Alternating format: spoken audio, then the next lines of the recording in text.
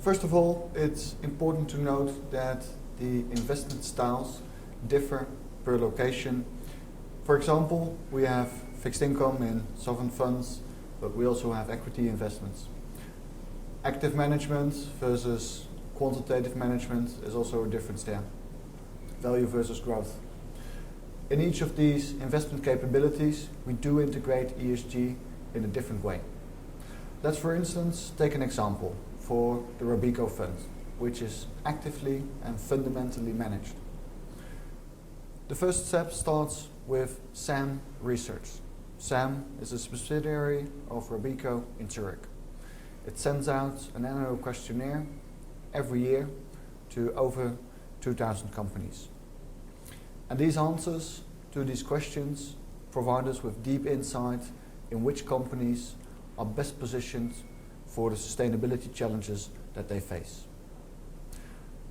Each industry has very specific criteria on which the companies are evaluated. And besides that, there are some generic criteria. Let me give you some examples. Let's take, for instance, the chemical sector.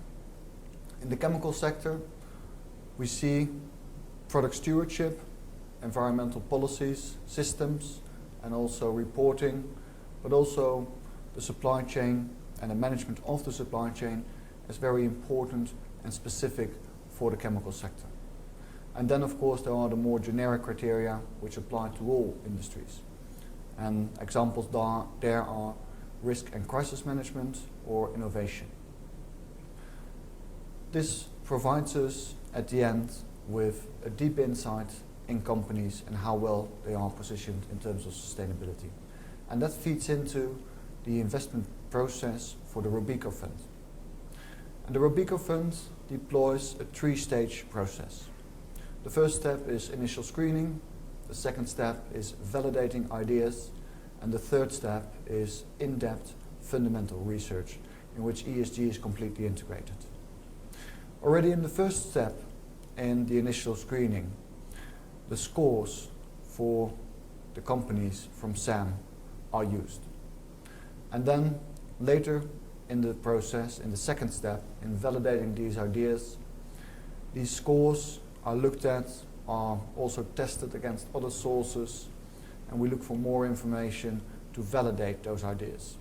And once validation has been done, only then companies enter into the third stage of the process, which is an in-depth and very fundamentally driven investment case in which ESG is a strong part.